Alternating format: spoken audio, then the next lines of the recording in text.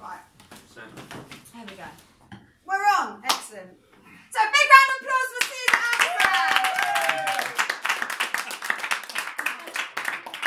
Sorry, bit of a shout. I didn't shout. Why do you? It's projection. I come from the theatre. So for those people at home or wherever you might be watching this, you just missed a set of Sezar at the jury bar. Yeah, you lazy bastards. August. You're not here, but this wonderful audience got to see this funny man here. And now you will get a chance to see the guy behind the funny. And welcome, Sezar, to jury. Hello, hello. So this is maybe something a little bit different to what Cesar's used to, because you're sort of on stage by yourself. Just yeah, then I piss off. off. Yeah, sorry, I'll never talk to people. I'm encroaching on your stage here. But what we like to have as part of Synergie16 Business Wednesdays is actually getting to know the people behind the business. And comedy is a business, and it's a really, really difficult one. I'm formerly an actress. I'm more behind the camera and doing the event side stuff now. So I prefer it that way. It's a lot easier for me. But for you as doing comedy, it's a tough gig. And why did you actually go into that? And was it something that just happened by chance, or was it like a game plan from quite early on? Definitely game plan. Yeah, there's nothing else I'd rather do. So it was like, I'm gonna do something I love doing rather than get a job and sit back staring at a screen. So yeah, obviously, you know, with the stand-up thing, I started fairly young, like straight sort of, as soon as I was old enough to get into the clubs, I signed up and did the open mics, and then worked my way up to at least sort of being comfortable. And then, yeah, just carried on. But the reason I did it was mostly because that was it. It was like, okay, this is, I can at least perform, I can go to a bar, write my name down, and then at least if I'm doing it, then I feel like I'm actually doing it. Whereas, you know, the only fun parts, actually now, because I get to travel around, is being with other comedians.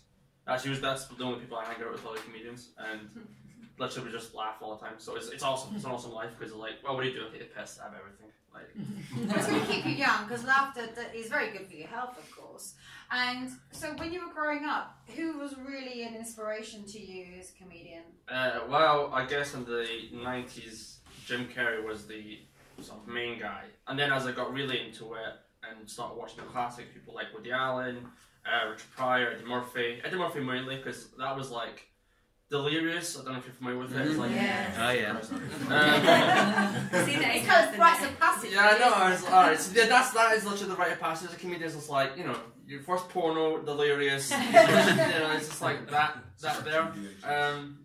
Yeah, exactly. So that was the one where like my mate downloaded it, and he was like, "Oh, that's the funniest thing ever," and I'm like, "Excuse me?" And then we all watched it together, and he was like, "Yeah," and I was just like laughing loud. And then I didn't think I can do it, because Delirious is the top of the, you know, it's the Michael Jordan of comedy, and I was like, okay, fair enough. And then moving on to it, I was just like, him, then watching Chappelle, Chris Rock, all the people that come back, Louis C.K. now, Bill Burr now, and it's just the transition of just like every generation is a new, like, sort of guy. And guy. Sorry.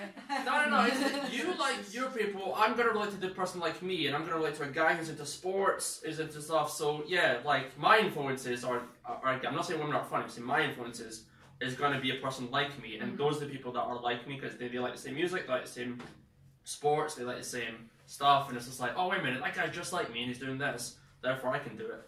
And like, I'm the same person off stage as I am on stage. It's not like a persona type of thing. It's just a case of like, I was telling this to Tom when we were just having a chat. I was just like, yeah, I just rant. Like, I see something dumb and I'll rant on stage, and people like it. They'll laugh along. If they don't, well, sorry, I didn't pay anything anyway. So, you know, and then that's it. I walk off, and then next day I'll rant about something else, and that's how I come up with stuff. And I just, you know, constantly writing. Well, not even writing, to be fair, so from here to here. So, constantly talking. And do you literally write stuff down, or do you dictate it down, or is there some sort of part of your brain that it gets lodged into? And it's you the just one remember part, it's just the brain. There's no other. It's literally, it goes from here to here, and I just go on. And the first time I say it is awful. It's literally like stuttering and fumbling. But then again, you say it over a period of 9 months, day in, day out, you're gonna, you know, hone it to a presentable level.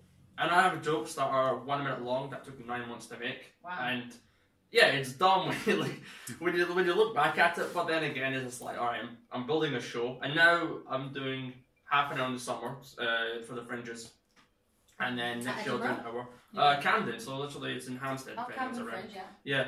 And so doing those shows now is really important because, okay, I did like quick 5 minutes here, but when you're doing 30 minutes, it's like, all right, how do I get it?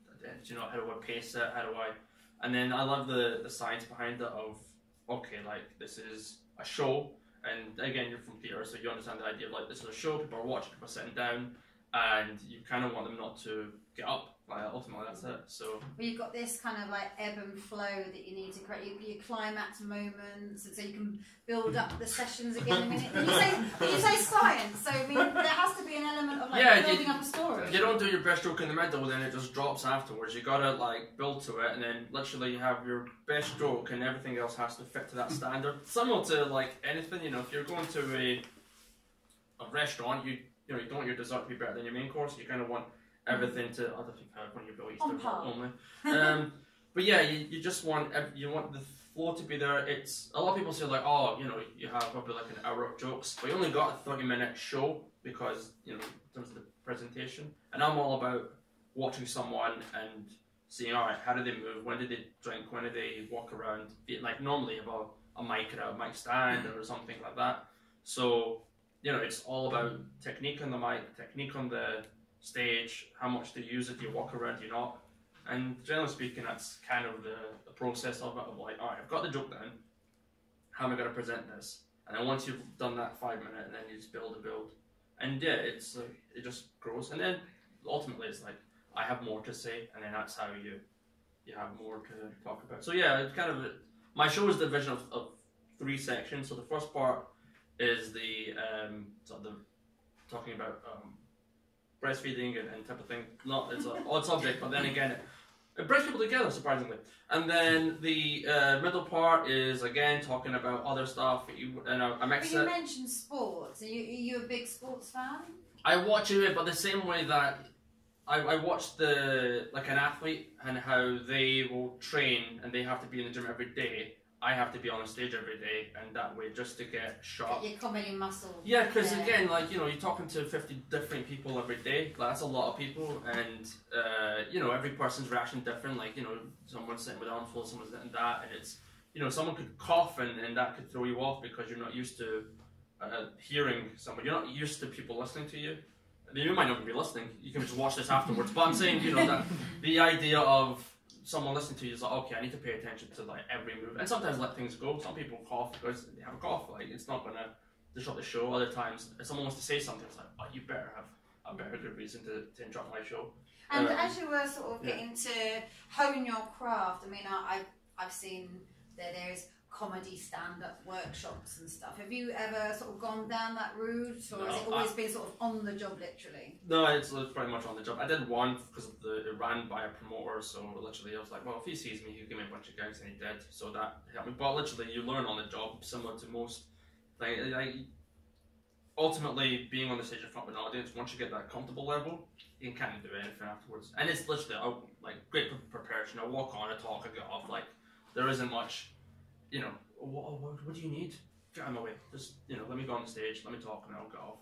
And that's it. That's the joy of it. There's like, I don't have to do anything. I don't have to even bring a bag. Like, it's not, you know.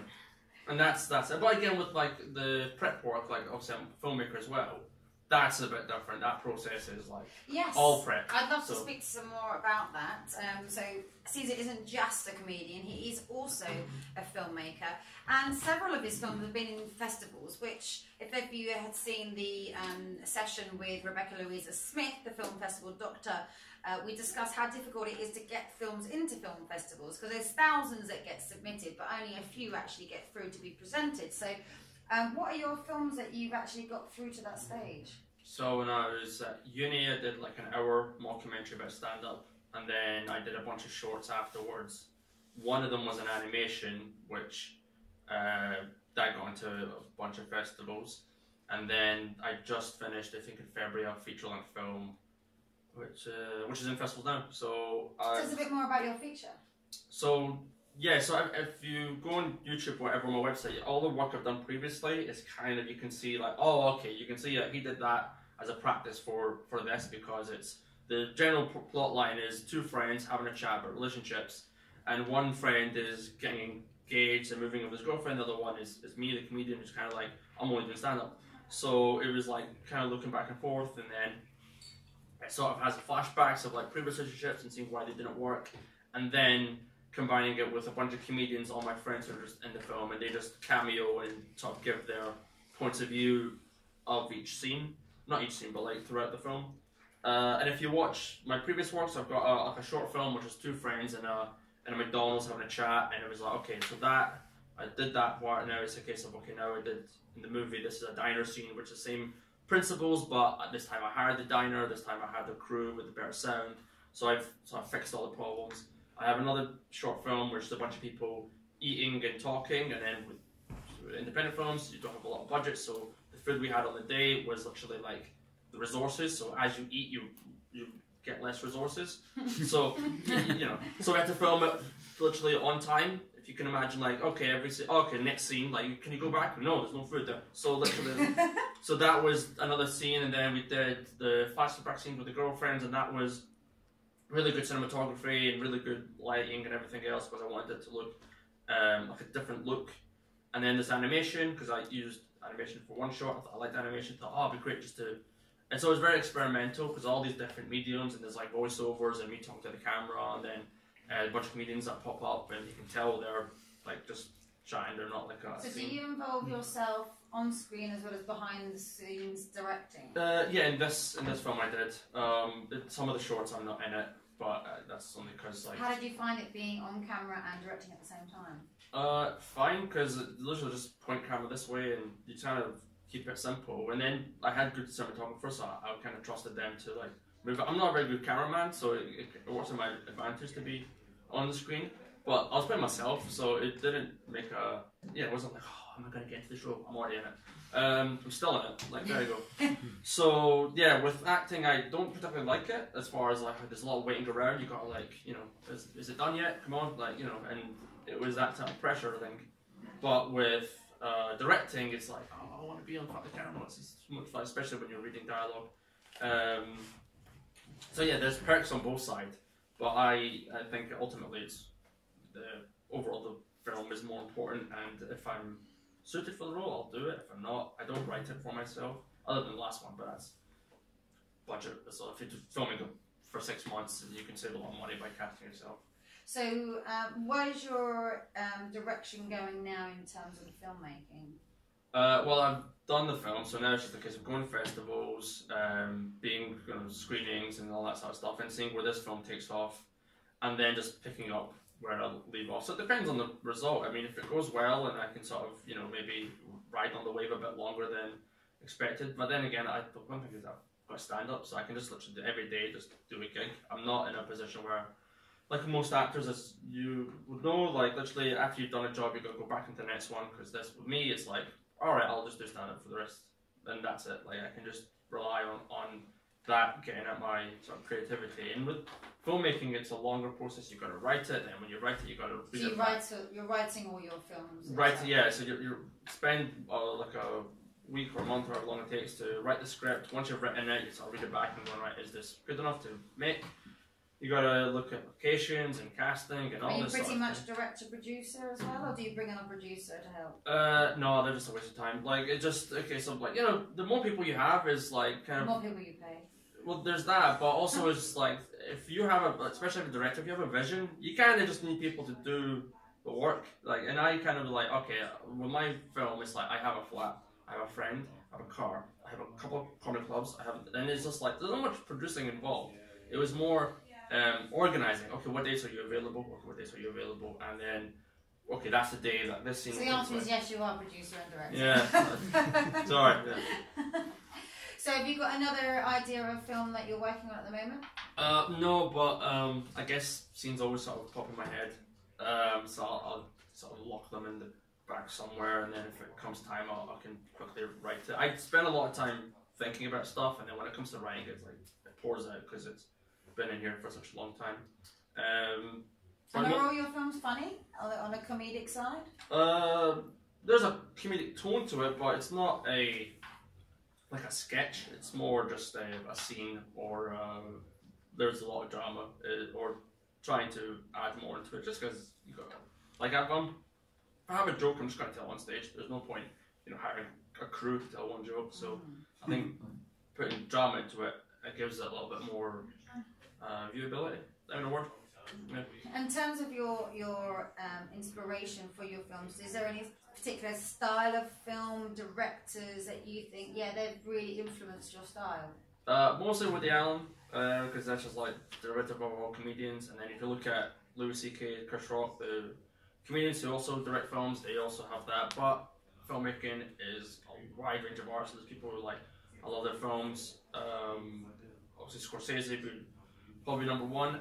Before every day of filming, I would watch, like on YouTube, or watch an interview of him or that, because his passion for filmmaking will make you go, oh my god, can I do this? And then it's just like that level of detail of like someone like him.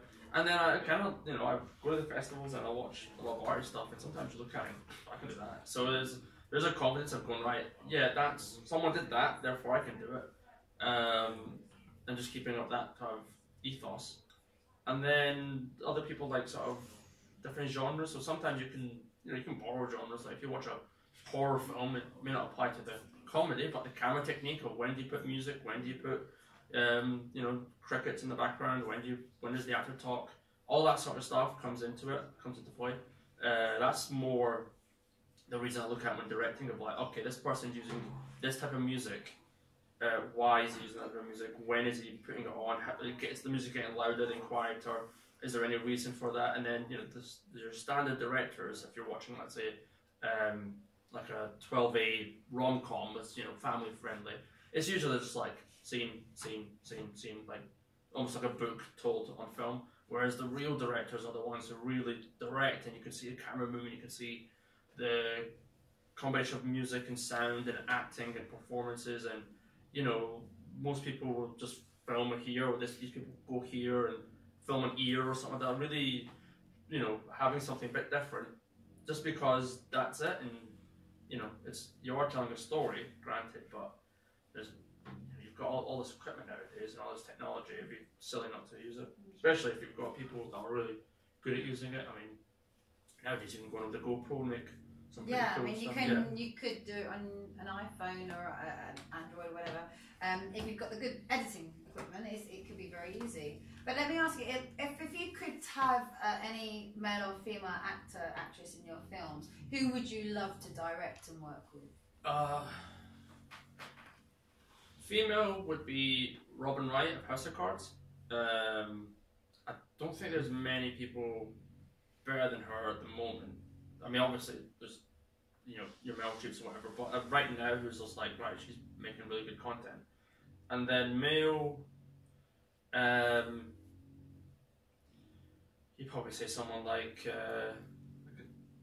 Daniel Day-Lewis. I mean, pure that. It depends on the role, obviously, but yeah, it was like, I'd love to see him. Like, there's nothing he's bad in. I mean, there's the classics, your Morgan Freemans and such, but those people are I've not heard of. They'd be like, how the hell do you stay in that character for so long and really transform it? I'm really into, like, I really respect actors for that craft. They're just weird off stage, it's just like, okay, fair enough. But yeah, it depends on the role, but those two are arguably the best in their field. So whilst your current film is doing the festival circuit, you're taking a bit of a break from the actual filmmaking at the moment. As you say, you still get to do many gigs and performances. So what is on the cards in terms of venues and places at the moment? So people see you. I've got a few work in progresses of just sort of tweaking and